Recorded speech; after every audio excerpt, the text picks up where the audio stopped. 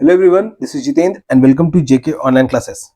In this video, we are going to discuss the fourth chapter, that is the Mughals from the class 7 Social Science History book. तो Mughals का शासन अपने देश पे रहा 16 से लेकर के 17 सेंचुरी के बीच में, तो उन्हीं के बारे में हम लोग इस चैप्टर में पढ़ेंगे। तो बच्चों, आगे बढ़ने से पहले अगर आपको पढ़ाई में किसी तरीके का हेल्प चाहिए तो जेके ऑनलाइन क्लासेस से फोन नंबर के माध्यम से या फिर वेबसाइट के माध्यम से संपर्क कर सकते हो, but all the services are paid. JK online classes YouTube पे भी है, जिसपे ये वीडियो तो देख ही रहे होगे, फेसबुक पे भी है, इंस्टाग्राम प्रोफाइल भी है, व्हाट्सएप चैनल भी है एंड क्वोरा पे भी है। मैं सब पे कुछ ना कुछ अपडेट कभी ना कभी करते रहता हूँ। सभी जगह लाइक फॉलो सब्सक्राइब जरूर कर लो, क्योंकि इन्फॉर्मेशनल ही रहता है। या फिर तुम मुझे ट्विटर पे फॉलो कर सकते हो। ओके, तो जिनको आता है उनके लिए रिवीजन और जिनको नहीं आता उनके लिए शुरुआत। जो चैप्टर हम लोग पढ़ेंगे वो है chapter 4, the Mughals from the class 7 social science history book. Ruling as large territory as the Indian subcontinent. तो भारत उपमहाद्वीप जैसा बड़ा एक जगह को, जमीन को संभालना, उस पर शासन करना, with such diversity of people and cultures, जहां पे इतने सारी भिन्नताएं वाले लोग रह रहे हैं, इतने सारी भिन्न संस्कृति वाले लोग रह रहे हैं, was an extremely difficult task for any ruler to accomplish in the middle ages। वो किसी शासन के लिए भारत जैसे इतने बड़े उपमहाद्वीप पे शासन करना बहुत ही बड़ा मुश्किल का काम भी था, क्योंकि हर जगह पे हर स्टेट में, ठीक है, हर स्टेट में हर बोली चेंज हो जा रहा है, कल्चर चेंज हो जा रहा है, तो इसलिए इतने बड़े देश में शासन करना बहुत ही मुश्किल था। Quite in contrast to their predecessors, the Mughals created an empire and accomplished what had either hitherto seemed possible for only short periods of time। तो अपने पूर्वजों के उल्टा, ठीक है, विपरीत जाकर के मुगल्स ने एक ऐसा साम्राज्य खड़ा किया जो कि बस छोटे समय के लिए बस लगा करता था कि 5 साल, 10 साल, 15 साल, 20 साल, इतना साल तक बस शासन करेगा और फिर वो साम्राज्य हट जाता था। प्रेडिसेसर, इनके पूर्वज जो थे उनके द्वारा जो किया गया। लेकिन इन्होंने जो शासन अपना स्टैब्लिश किया, ये 16 से लेकर के 17 सेंचुरी तक स्टैब्लिश रहा। From the latter half of the 16th century, they expanded their kingdom from Agra and Delhi। 16th century के बाद से इन्होंने अपने किंगडम को, अपने साम्राज्य को जो आगरा से दिल्ली तक, आगरा और दिल्ली तक फैला दिया था। Until in the 17th century, they controlled nearly all of the subcontinent। अब वही 17th century आते आते इन लोगों का अपने पूरे भारत देश में कब्जा हो चुका था। They imposed structures of administration and ideas of governance that outlasted their rule। तो इन्होंने बहुत सारे ऐसे ढांचा दिया एडमिनिस्ट्रेशन के लिए और गवर्नेंस के लिए, जो शासन के लिए बहुत सारे ऐसे विचार दिए जिनको शासन करने में मदद भी आया। Living a political legacy that succeeding rulers of the sub continent could not ignore. तो सक्सीडिंग जो सब कॉन्टिनेंट रीजन के जो और भी रूलर्स थे, तो इनके पॉलिसीज को, एडमिनिस्ट्रेशन के और गवर्नेंस के पॉलिसीज को ये लोग इग्नोर नहीं कर सकते थे, इतना बढ़िया भी रहा करता था। Today the prime minister of India addresses the nation on independence day. तो आज के समय में जो हमारे जो देश के प्रधानमंत्री जो है, वो अपने देश को जो भाषण देते हैं स्वतंत्रता दिवस के दिन पे, तो वो रहता है लाल किला का मंच, ठीक है, from the ramparts of the Red Fort in Delhi. तो वो जहाँ पे खड़े रहते हैं वो लाल किला का मंच रहता है। The residence of the Mughal empires, और लाल किला जो है वो पहले मुगल एम्पायर्स का घर था। क्योंकि जो अभी के समय में जो म्यूजियम है, दरवाजा से अंदर गए, घूम फिर करके आ गए गार्डन की तरफ, तो वो पहले उनका घर था। सो है the image of red fort is given. Alright, now the topic which we are going to read is who were the Mughals? Mughals कौन थे?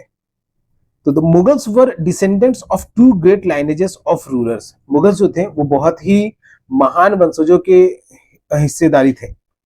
From their mother's side they were descendants of Genghis Khan. अपनी माँ की तरफ से वो Genghis Khan के वंशज थे, जिनका कत्ल हो गया था, मर्डर हो गया था, मर गए थे वो 1227 में।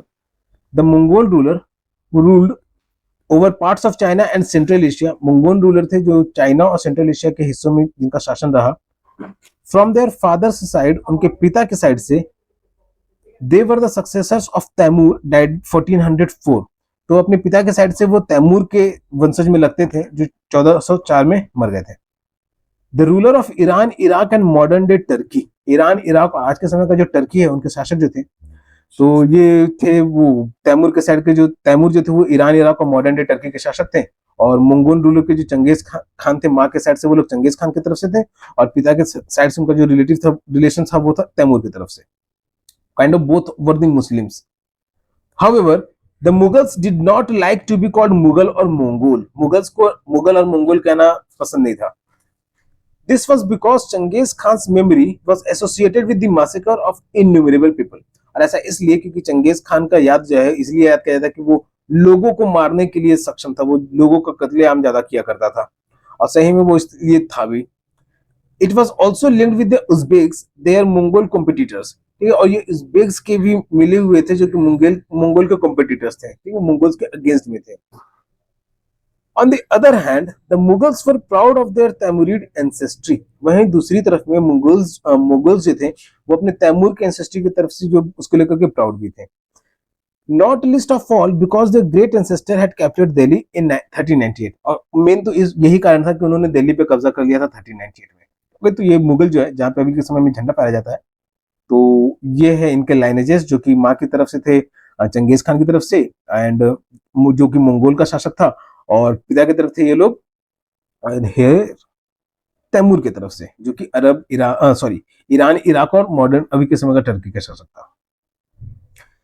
Further they celebrated their genealogy pictorially, each ruler getting a picture made of Timur and himself. तो ये अपने जीनियोलॉजी, अपने जो वंशावली था, इनको पिक्चर के माध्यम से इन लोगों ने बहुत सारा दिखाया। ये नहीं है तो ये का है, it is Mughal army on campaign, ठीक, ये भी नहीं। तो इन लोगों ने अपने तस्वीरों के माध्यम से इसको बहुत सारा दिखाया, इसीलिए वो जो लाल किला है इसको एज अ म्यूजियम भी बनाए हुए है। अंदर जाओगे तो यहाँ पे देखा होगा, अगर जिन्होंने गया होगा तो जो वीडियो को लाइक कर देना, मुझे भी लगा कि तुम लोग ये सब जान रहे हो, तो इन सबको अपनी स्टडी से भी कनेक्ट करके देखते चलना। नाउ मुगल मिलिट्री कैंपेन्स, और मुगल की जो सैन्य अभियान हुआ करता था उसके बारे में हम जानेंगे। Babur, the first Mughal empire 1526 to 1530, succeeded to the throne of Fargana in 1494 when he was only 2 years old। तो बाबर जो कि पहला मुगल एम्पेयर था, 1526 से 1530 तक शासक रहा है इसका, तो ये पहली बार गद्दी पे बैठा फरगना के 1494 में, जब वो सिर्फ 12 साल का था। He was forced to leave his ancestral throne due to the invasion of another Mongol group। तो दूसरा मंगोल ग्रुप के कारण से इसको अपना गद्दी छोड़ना पड़ा था, द उज्बेक्स। तो ये जो कि उज्बेक्स था। After years of wandering he seized Kabul in 1504। तो इतना सालों घूमने के बाद उसने काबुल पे कब्जा किया 1504 में। If 1526 he defeated the Sultan of Delhi। 1526 में उसने दिल्ली के राजा को हराया, जिस जो कि था उस समय में Ibrahim Lodi, at Panipat, and captured Delhi and Agra. और उसने दिल्ली और आगरा पे कब्जा कर लिया। तो किसने? तो बाबर ने। So here map is given of military campaigns under Akbar and Aurangzeb. तो सैन्य अभियान जो चलाए गए थे अकबर और औरंगजेब के समय में, ये मैप में दिखाया हुआ है। कांधार, काबुल, पाकिस्तान, पहले अफगानिस्तान, वो सब रीजन भी अपने भारत देश में ही इंक्लूड किया जाता था। Alright, further Mughal traditions of successions. अब मुगल का जो आगे वंशावली बढ़ा तो उसकी क्या परंपराएं रही, उसके ट्रेडिशंस क्या रहे। The Mughals did not believe in the rule of primogeniture. तो मुगल जो है वो जो घर में सबसे पहले पैदा होगा तो उस मान्यता उसको ही शासन दिया जाएगा, तो इस तरीके की मान्यताओं पे प्रथम जन्म अधिकार, ओके, तो इस तरीके की मान्यताओं पे वो लोग विश्वास नहीं रखते थे। Where the eldest son inherited the father's state, जहाँ पे सबसे बड़ा जो हुआ करता था उनके बेटे हो या बेटा कोई, ठीक है, मुगल से तो बेटा कोई, उन लोगों को पहला सारा जो भी उनका वन क्या कहेंगे उसको, जमीन जायदाद संपत्ति या शासन करने का अधिकार वो उसको दे दिया जाता था।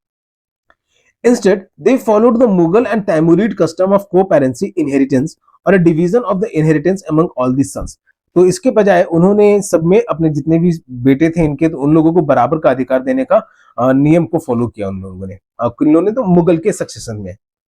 Which do you think is fairer division of inheritance, प्रीमोजेनिचर और को पेरेंसी? तो इनमें से तुमको बच्चों, तुम लोग के लिए सवाल है कि इनमें से तुमको कौन सा सही लगा, प्रीमोजेनिचर की प्रथम जन्म अधिकार या फिर सब में समान अधिकार।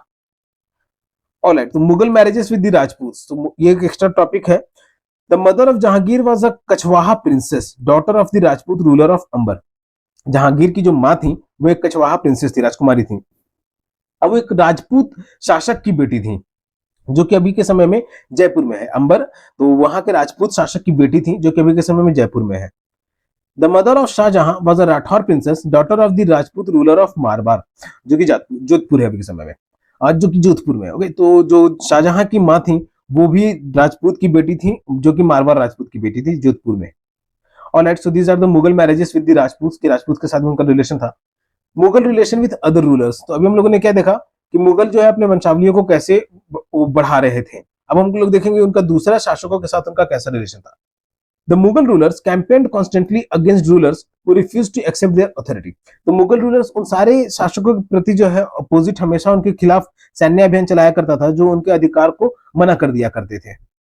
But as the Mughals became powerful, many other rulers also joined them voluntarily. लेकिन जैसे जैसे मुगलों की शक्ति बढ़ती चली गई, बहुत सारे नेबरिंग जो थे वो लोग आकर के उनमें मिलने भी लग गए। The Rajput are a good example of this, इनमें से राजपूत जो है वो बहुत ही अच्छे एग्जाम्पल है। Many of them married their daughters into Mughal families and received high positions. ठीक है, तो इन लोगों से कईयों ने अपनी बेटियों को उसमें मुगल के फैमिली में शादी करवाया, ब्याह करवा दिया, ताकि इन लोगों का ऊंचा पद मिल सके। ठीक है, मेनली रीजन यही था कि साम्राज्य को भी चलाना है और ऊंचा पद भी पाना है, कि लोगों के नजर में राजा भी बने रहे। तो इस वजह से मुगल उनसे ज्यादा शक्तिशाली भी थे, तो इन लोगों ने अपनी बेटियों को भी शादी करने लग गए और ऊंचे पद के लिए। बट मेनी रेजिस्टेड और वेल, लेकिन बहुत सारे ऐसे भी थे जो इनको खिलाफ भी गए। उनमें से सबसे फेमस जो थे वो थे सिसोदिया राजपूत। ओके, तो Sisodia Rajput of Mewar refuse to accept Mughal authority for long time. इन्होंने एक लंबे समय तक इनके अथॉरिटी को मना किया कि हम मुगलों का शासन के अंदर नहीं काम करेंगे।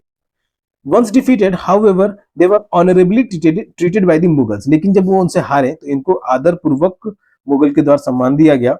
गिवन देयर लैंड्स वतन बैक एज असाइनमेंट्स, वतन जागीर, इन्हीं का जमीन इनको वापस दे करके जागीर के रूप में, जिसे वतन जागीर कहा जाता था। The careful balance between defeating but not humiliating.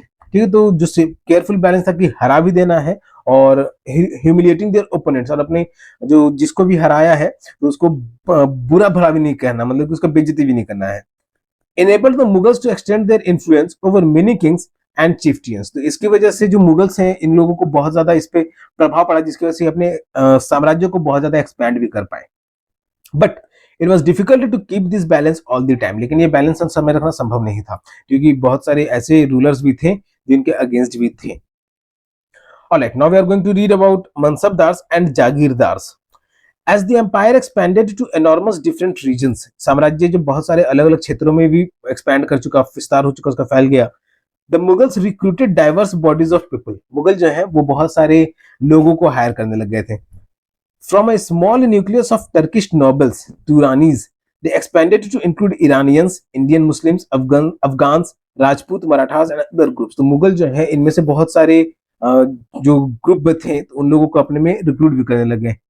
मतलब इन लोग को कुछ ना कुछ दिया करते थे उनके सर्विस के तौर पे और उनके वर्क के लिए। Those who joined Mughal service were enrolled as mansabdar, और जो मुगल के सर्विस में ज्वाइन किया करते थे तो उन्हें कहा जाता था मनसबदार।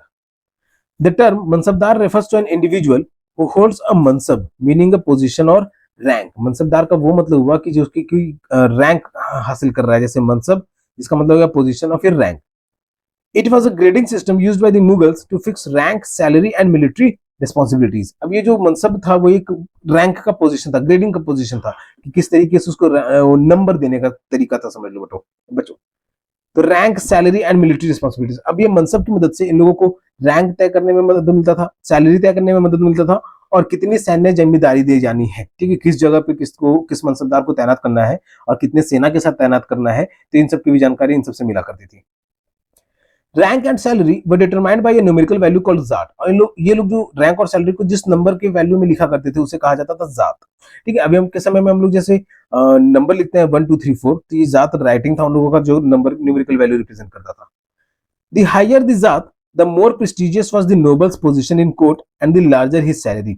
जितना ज्यादा जात हुआ करता था उसका पोजीशन उतना ही ज्यादा, मतलब वही कि जितना ज्यादा जात मिलता था उसको उतना ज्यादा पैसा मिल रहा है, तो उस हिसाब से उसको दरबार में पद भी मिल रहा है और उस तरीके से उसको औहदा भी मिल रहा है।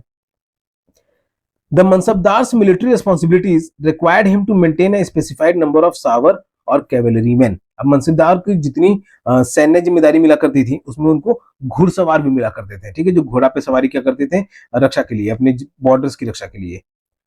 The Mansabdar brought his cavalrymen for review, got them registered, their horses branded and then received money to pay them as salary। अब किसी को अगर मनसबदार बनना होता था तो उसके पास अगर अच्छा खासा घुड़सवारी की टीम है तो वो अपनी टीम को ले जाकर के वहां पे रिव्यू कराता था मुगल्स के सामने में, और उसके लिए घोड़ों को भी ब्रांड करवाता था, उनको रजिस्टर करवाता था, और फिर उसके बदले उनको पैसा भी मिलता था जो कि सैलरी के रूप में उनको मिल जाता था।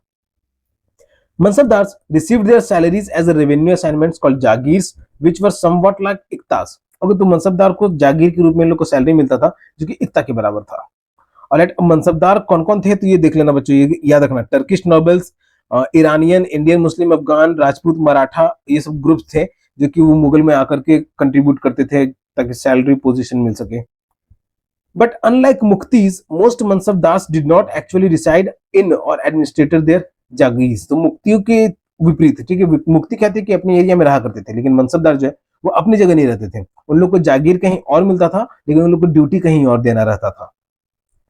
They only had rights to the revenue of their assignment, which was collected for them by the servants, while the mansabdars themselves served in other part of the country.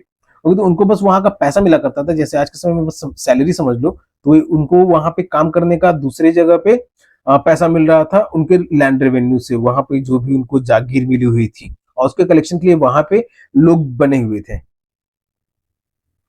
In Akbar's reign, their jagirs were carefully assessed so that their revenue were roughly equal to the salary of the mansabdar. अब अकबर के रैन के समय में उनको revenue को जो भी collection हुआ करता था उनके रीजन से, उसको अच्छे तरीके से हिसाब किताब लगा करके अच्छे रिकॉर्ड रखा जाता था, ताकि जो मनसबदार का सैलरी है उतना के बराबर पहुंचाया जा सके।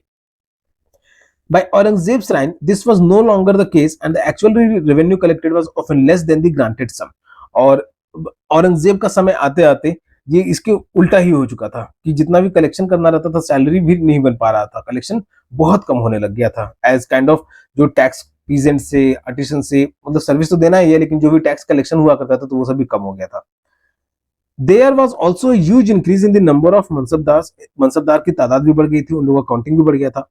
विच meant a long wait before they receive the jagir. और जब लोगों की मनसबदार का तादाद बढ़ा तो उसमें उन लोगों को सैलरी मिलने में और उनको जागीर मिलने में भी बहुत लंबा इंतजार करना पड़ता था। मतलब जाकर के रजिस्टर तो करवा दे रहे हैं, लेकिन टोटली मनसबदार नहीं बन रहे थे। इस तरीके के लोग वहां पे पहुंचने लग गए थे मुगल डायनेस्टी में। These and other factors created a shortage in the number of जागीर। तो इन सब के कारणों की वजह से जागीर की भी कमी पड़ने लगी। अब जागीर क्या पहले से भी किसी को मिला हुआ है, नया कोई आया तो उसके लिए अगर उसके साम्राज्य के अंदर है तो उसको जागीर मिल पा रहा था, नहीं है उसके अंदर तो उसको नहीं मिल पा रहा था। लेकिन और इस तरीके से बहुत सारे मनसबदार जो है वो भी समझिए कि एक जगह डब्बे में बंद होते जा रहे थे। As a result, many Jagirdar tried to extract as much revenue as possible while they had a जागीर। ठीक है, तो जागीरदार कहा जा रहा है कि जो उन लोकल रीजन का, ठीक है, जिस रीजन का मनसबदार का जागीर दिया जाता था, तो उस रीजन में उस जागीर के जागीरदार जो वहां का लैंड टैक्स कलेक्शन किया करता था, तो वो जो है ज्यादा से ज्यादा टैक्स कलेक्ट करने का कोशिश करने लग गया लोगों से ज्यादा से ज्यादा, ताकि वो लोग ज्यादा से ज्यादा बचा भी सके और जो मनसबदार है उसको भी सैलरी देना था। जागीरदार अगर घूसखोरी और ब्राइबरी, यस, वो भी बढ़ गई थी इसके लिए। तो further Aurangzeb was unable to control these developments in the last years of his reign. तो औरंगजेब के समय मनसबदारों की तादाद बढ़ गई, जागीरों की तादाद कम हो गई, तो ये सब कंट्रोल उसके बस के बाहर होने लग गया था। And the peasantry therefore the suffered tremendously. तो इसलिए किसानी जो है, किसानी इसलिए कि यहाँ पे मेंशन किया गया क्योंकि अधिकतर टैक्स जो है वो किसानों से ही वसूला जाता था उस समय में। ओके, तो इसीलिए किसानों को ज्यादा भी मेंशन किया गया, क्योंकि अधिकतर टैक्स जो है, भले सर्विस करने वाले घोड़े मनसबदार जो है घोड़ों की देखरेख कर रहे हैं, ये तो उनको टैक्स नहीं देना पड़ रहा, उनको क्या देना पड़ रहा है, तो सैलरी देना पड़ रहा है, उनको सिर्फ सैलरी मिल रही है। और टैक्स कहाँ से वसूल रहा है, तो किसानों से। तो इसीलिए किसानी भी बहुत असर पड़ा इन सब कारणों से। So here in the image you can see a mansabdar on march with his sawars. तो ये एक मनसबदार है जो घोड़ा पे बैठ करके अपने बाकी घुड़सवारों के साथ जा रहा है कहीं पे। Here figure 5 details from a miniature from Shah Jahan's reign depicting corruption in his father's administration. तो ये मिनिएचर है एक शाहजहां के शासनकाल का, जिसमें उसके पिता के समय के करप्शन, यानी औरंगजेब जो है उसके समय का करप्शन बताए हुए हैं। A corrupt officer receiving a bribe, a tax collector punishing poor peasants. तो टैक्स कलेक्टर जो है गरीब किसान को मार रहा है, जो अंग्रेजों के समय में पढ़ते आए थे। तो मुगल साम्राज्य के समय भी ये सब चीज थी। ठीक है, मुगल के साम्राज्य के समय में गरीबी भी थी, हम लोग देखेंगे अभी आगे। Alright, now we are going to read Zabt and Zamindars. Zabt and Zamindars. The main source of income available to Mughal rulers was tax on the produce of the peasantry. तो जो सबसे मेन सोर्स ऑफ इनकम था Mughal rulers के लिए वो था किसानों से मिलने वाला टैक्स। बाकी अगर कहीं पे कुछ मिल गया, जैसे सोना, खुदाई बुदाई भी हो रही थी उस समय भी, इसलिए तो वो सबसे अगर कहीं मिल गया तो वो अलग बात रहता था।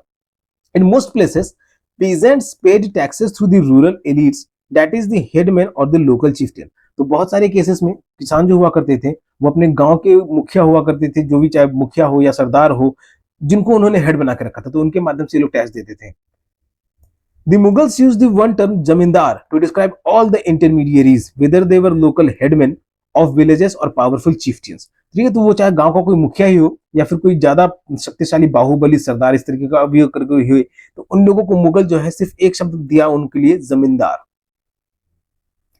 Akbar's revenue minister Todarmal carried out a careful survey of crop yields. तो अकबर का रेवेन्यू मिनिस्टर जो अभी के समय में हम लोग रेवेन्यू मिनिस्टर अगर जानते हो तो अच्छी बात है, तुम लोग का जीके स्ट्रांग है, नहीं जानते हो तो उनका नाम निर्मला सीतारमण है। और तो अकबर के समय के जो रेवेन्यू मिनिस्टर थे टोडरमल, तो वो एक सर्वे किए क्रॉप यील्ड्स, ठीक है। सर्वे मतलब कि जो सर्वे जो तुम लोग जानते हो बच्चों की घूम घूम के लोगों से सवाल पूछना, उसका रिकॉर्ड रखना, तो ये हम लोग 16th सेंचुरी के बारे में जान रहे हैं। आज से 400 साढ़े चार सौ साल पहले की बात। तो टोटल मतलब जो वो सर्वे किए, prices and areas cultivated for a 10 years period, और 10 साल के दौरान में कितना दाम रहा, और भी जो भी कितना उपज हुआ, कितना अनाज हुआ, कितना अनाज के लिए बीज खरीदा गया अगर कहीं से, तो उस तरीके का रिकॉर्ड जो ये टोटल मोल सब रख रहे थे 1570 से 1580 के बीच में। On the basis of this data tax was fixed on each crop in cash. तो इन सारे डाटा के आधार पे टैक्स जो है क्रॉप्स पे फिक्स किया गया था। Each province was divided into revenue circles with its own schedule of revenue rates for individual crops। तो हर प्रोविंस, हर प्रांत को जो है अलग अलग रेवेन्यू सर्कल में डिवाइड कर दिया गया था। अब सर्कल का मतलब कि उधर से किस तरीके का टैक्स कलेक्शन करना है, कितने अमाउंट में टैक्स कलेक्शन करना है, तो इसीलिए उन लोगों ने रेवेन्यू सर्कल उसको बना दिया था। और किस अनाज से कितना टैक्स लेना है, ठीक है, अलग अलग अनाज का अलग अलग रीजन में अलग अलग टैक्स भी हो सकता था, उसका प्राइस भी हो सकता था, तो इसीलिए किस अनाज से कितना टैक्स भी लेना है, तो इन सबको उन लोगों ने डिसाइड किया। This revenue system was known as zabt, और ये रेवेन्यू का सिस्टम कहलाया जब्त। अब ये जब्त इंपॉर्टेंट क्यों है, क्योंकि ये सिर्फ किसानों से अधिकतर लिया जाता था। ओके, टोटल ने स्टडी किया क्रॉप यील्ड्स, प्राइसेस और and cultivation, this kind of things. It was prevalent in those areas where Mughal administrators could survey the land and keep very careful accounts। और ये सर्वे भी उन्हीं जगहों पे किया गया जहां पे मुगल एडमिनिस्ट्रेटर्स से वो सर्वे कर सकते थे, और रिकॉर्ड्स को भी ध्यानपूर्वक रखा जा सकता था। अब ध्यानपूर्वक कहने का मतलब बच्चों कि सरकारी काम के बारे में अगर तुम लोग जानकारी रखते होगे, तो उन लोगों का सारा डाटा जो है वो सब अभी भी स्टोर करके रखा जाता है। तो समझ लो कि उस समय का सरकार मुगल साम्राज्य था, तो उन लोगों को भी उन सारी जानकारी को स्टोर करके रखना था। This was not possible in provinces such as Gujarat and Bengal. तो वही जहां पे इन लोगों का शासन था, जहां पे नहीं था, तो उन लोगों पे ये लोग डाटा सर्वे नहीं कर पाए, तो जैसे गुजरात और बंगाल में। इन सम एरियाज द जमींदार exercise a great deal of power. और कुछ क्षेत्रों में तो जमींदार जो थे अपने ताकत का कुछ ज्यादा ही इस्तेमाल करते थे। The exploitation of Mughal administrators could drive them to rebellion. तो अब इतना ज्यादा पावर का यूज करने लग गए कि लोग एक्सप्लॉयट होने लग गए, तो उन लोगों ने मुगल साम्राज्य के खिलाफ आवाज उठाना शुरू कर दिया। Sometimes zamindars and peasants of the same caste allied in rebellion against the Mughal authority। तो कभी कभार जो जमींदार हुआ करते थे और वहां के जो किसान थे, दोनों मिल करके मुगल अथॉरिटी के खिलाफ आंदोलन छेड़ देते थे।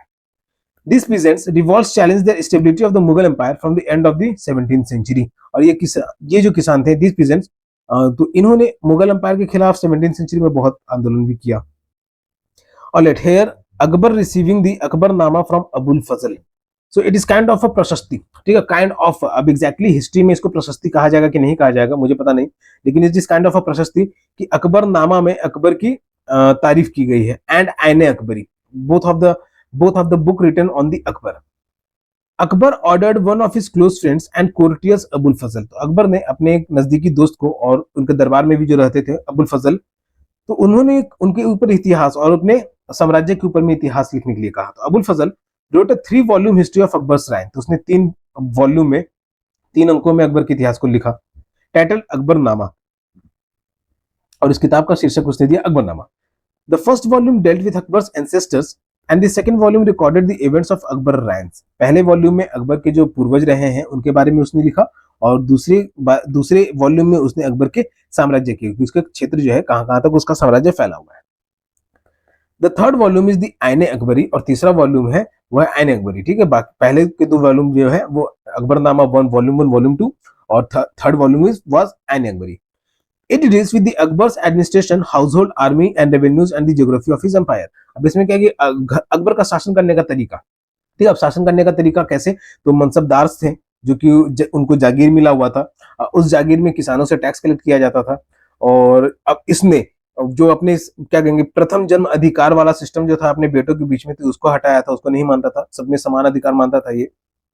फिर हाउस होल्ड, वही घर की चीजों को लेकर के भी, आर्मी अपनी सेना को लेकर के भी, और सेना को लेकर के भी इसलिए क्योंकि इसने अपने साम्राज्य को फैलाया था, तो उसमें सेना का विरोध था, ठीक है। अकबर अकेले तलवार लेकर के नहीं उतरता था, विदाउट द हेल्प ऑफ सेना he was not able to expand his territory also। the revenues and the geography of his empire, और अपने एम्पायर का ज्योग्राफी मतलब कि कहां तक फैला है कहां तक नहीं फैला है, this kind of things. It also provides rich details about the traditions and culture of the people living in India। अब इन किताबों में अपने भारत देश के बारे में भी बहुत सारे लोगों के बारे में डिटेल्स मिलती हैं, जैसे उनकी संस्कृति के बारे में और उनकी परंपराओं के बारे में। The most interesting aspect about the INA Akbari is its rich statistical details about things that diverse crops, yields, prices, wages and revenues. ठीक है, तो आईना अकबरी में सबसे जो जानकारी वाली बात यह है कि उसमें स्टैटिस्टिकल डाटा है।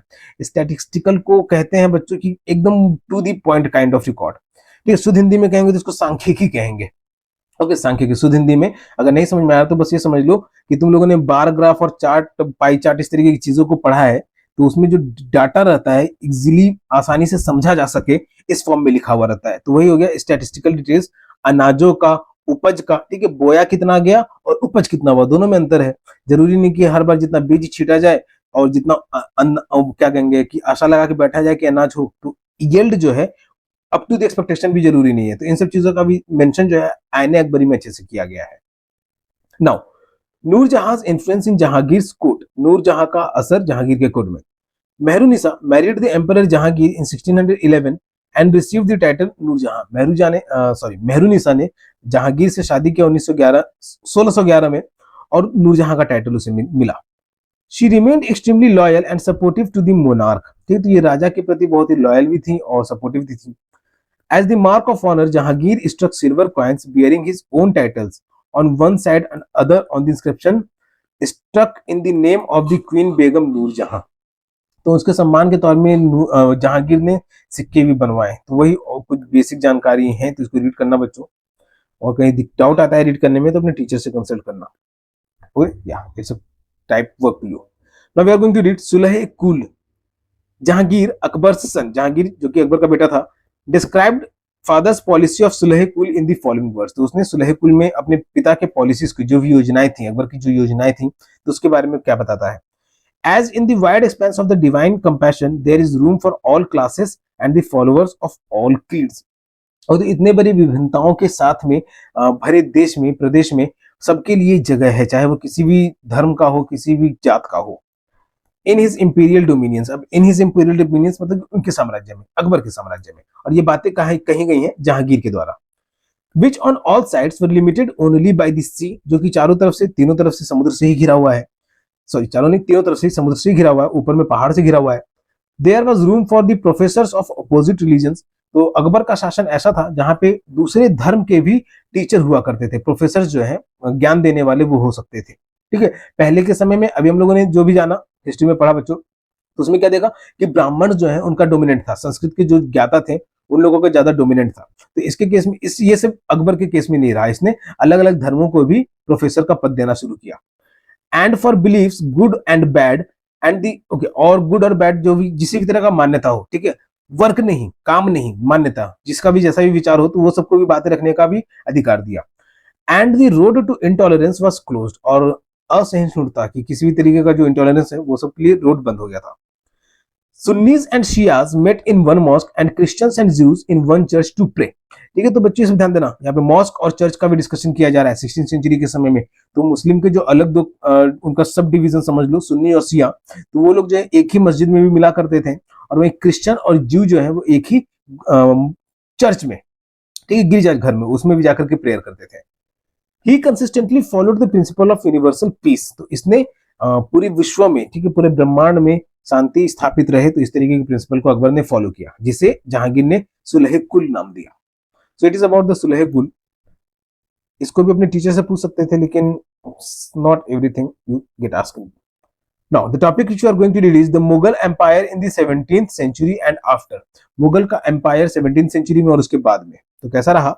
The administrative and military efficiency of the Mughal Empire led to great economic and commercial prosperity.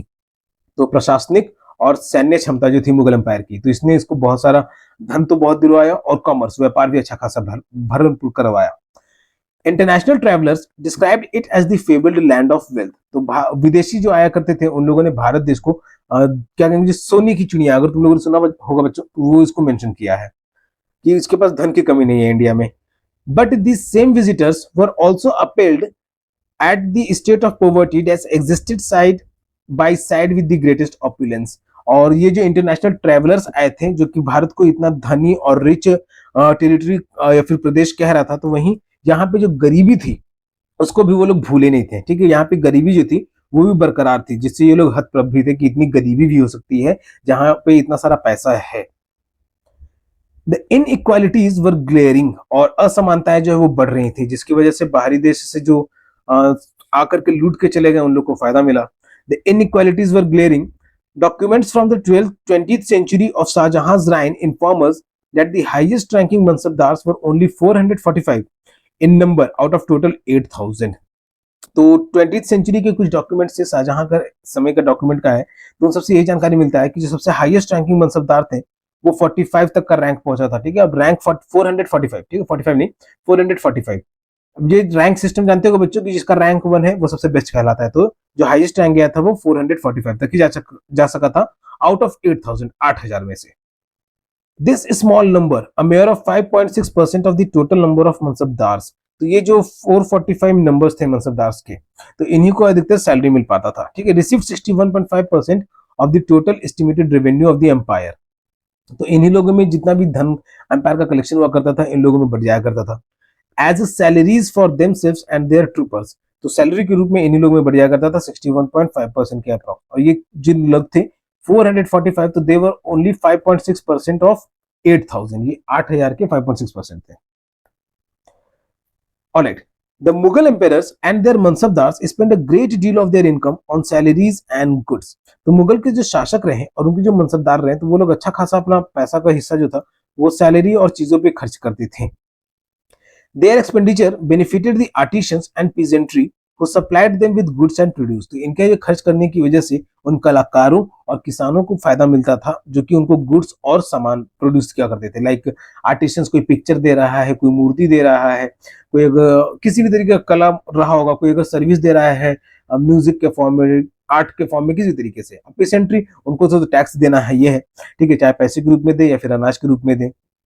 तो ये सब चीजें क्या, उन लोगों को बहुत ज्यादा इनके खर्च करने की वजह से. ठीक है, मुगल एम्पायर्स और मनसबदार, क्योंकि जो इनसे कलेक्शन किया जाता था तो सैलरी भी बढ़ रही है, तो इनकी सेना भी है, उनको भी पैसा देना हुआ करता था, और इनके अलावा जो भी रहते होंगे हेल्पर्स, उन लोग को भी देना रहता होगा. तो इस तरीके की चीजें थी. But the scale of revenue collection left very little for investment in the hands of primary producers. लेकिन जो इन लोगों का कलेक्शन होना था, जितना पैसा कलेक्ट हो जाना चाहिए था, वो बहुत कम हो चुका था, ताकि प्राइमरी प्रोड्यूसर्स को कुछ मिल सके, यानी किसानों को, एंड दी आर्टिशंस, और बाकी लेफ्ट बचे artisans. The poorest among them lived from hand to mouth. तो जो सबसे गरीब तबके इतना भी था वहां पे, जो बस सुबह को अगर कमा रहे हैं कि शाम में खाने को मिल जाए, इस तरीके का हालत था कुछ ऐसी जो हुआ पे. And they could hardly consider investing in additional resources, tools and supplies. और ये उनके पास जब पैसा नहीं हुआ करता था, तो अपनी किसी चीजों में ये लोग इन्वेस्ट नहीं कर सकते थे, जैसे कोई औजार हो गया या कुछ भी सप्लाई चाहिए होगा तो चीजों में, टू इंक्रीज प्रोडक्टिविटी, ताकि अपनी प्रोडक्टिविटी को बढ़ा भी सके. प्रोडक्टिविटी को बढ़ा सके मतलब कि अगर कोई कलाकार है तो उसको अगर ड्राइंग करना है, स्कल्पचर बनाना है, तो उसके लिए वुड चाहिए होगा, स्टोन चाहिए होगा, शीट चाहिए होगा. किसान को अनाज, बीज, खाद, ठीक है, खाद उस समय में भी कुछ ना कुछ तो रहता ही होगा obviously. The wealthier peasantry and artisanal group, जो सबसे अमीर किसान थे और कलाकार के जो ग्रुप थे, the merchants and bankers profited in this economic world. उन लोगों को सबसे ज्यादा प्रॉफिट रहा. The enormous wealth and resources commanded by the Mughal elite made them an extremely powerful group of people in the late 17th century. तो इतना सारा जो धन था और रिसोर्सेज जो थे, जो मुगल साम्राज्य के पास था, तो elite made them an extremely powerful group of people. तो इन सब की कारणों से मुगल जो है वो बहुत ही ज्यादा शक्तिशाली पीपल, ग्रुप ऑफ पीपल बन गए थे अपने 17th सेंचुरी में. As the authority of the Mughal empire slowly decline. अब यहाँ पे मुगल एम्पायर्स का डिक्लाइन होना शुरू हो गया.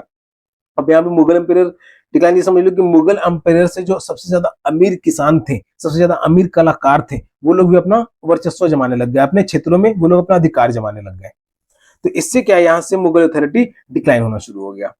His servants emerged as powerful centers of power in the region. अब इनके नौकर जो थे, इनके लिए जो काम किया करते थे, किसी भी जागीर में कोई जमींदार रहा होगा, कोई मनसबदार रहा होगा, जिसका जहाँ पे लैंड रेवेन्यू होगा, तो वो भी हो सकता है कि कलेक्शन आ रहा है, तो उसको अगर किसी मनसबदार को अगर अपने जागीर में वहां जाकर के, कभी ऐसा तो है नहीं कि जागीर में जा नहीं सकता होगा, तो जाकर के हो सकता है कुछ सेटिंग कर लिया होगा कि उस तरीके का कलेक्शन, तो वो भी पावरफुल हो रहा है. तो ऐसे लोग जो है, तो वो लोग ज्यादा पावरफुल सेंटर ऑफ पावर बनते जा रहे थे, मतलब और ज्यादा वो लोग अपने आप को छोटे छोटे क्षेत्र में ज्यादा पावरफुल होने लगे थे, कि मुगल जो डिक्लाइन होना शुरू हो गया था.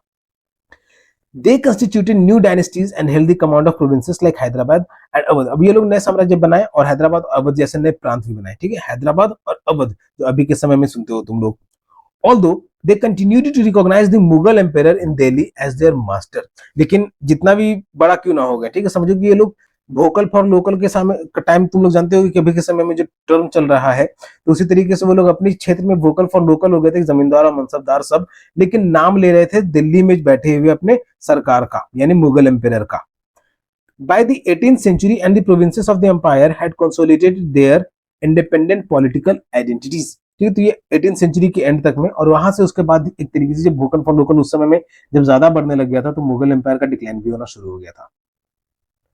Alright, now we are going to read a topic that is imagine, कि अगर तुम किसी किंगडम के वंशज होते तो क्या करते। ऑलराइट बच्चों, so this is the end of the chapter the Mughal 16th to 17th century. Question answer को हम लोग क्वेश्चन आंसर के पार्ट में डिस्कस करेंगे। किसी तरीके का कोई डाउट है तो उसे तुम वेबसाइट पे जाकर के किसी भी आर्टिकल के चैट बॉक्स में पूछ सकते हो, कमेंट बॉक्स में पूछ सकते हो, यहाँ पे यूट्यूब पे कमेंट ऑफ रहेगा। All right, so this was the chapter discussion of the chapter 4 that is the Mughals from the class 7 social science history book. अगर पढ़ाई में किसी तरीके का हेल्प चाहिए तो जेके ऑनलाइन क्लासेस से फोन नंबर के माध्यम से या फिर वेबसाइट के माध्यम से संपर्क कर सकते हो, but all the services are paid. JK online classes YouTube पे भी है, फेसबुक पे भी है, इंस्टाग्राम प्रोफाइल भी है, व्हाट्सएप चैनल भी है, क्वोरा पे भी है। तो इस पे भी मैं कुछ ना कुछ अपडेट करते रहता हूँ। सभी जगह लाइक फॉलो सब्सक्राइब जरूर करना, या फिर तुम मुझे ट्विटर पे फॉलो कर सकते हो। तो जिनको आता है उनके लिए रिवीजन, और जिनको नहीं आता उनके लिए शुरुआत। यहाँ तक वीडियो में बने हुए तो वीडियो को लाइक जरूर करो, अपने दोस्तों के साथ भी शेयर करो ताकि उनको भी हेल्प मिल सके। तब तक के लिए keep subscribing, keep supporting, keep loving and keep learning. Thank you.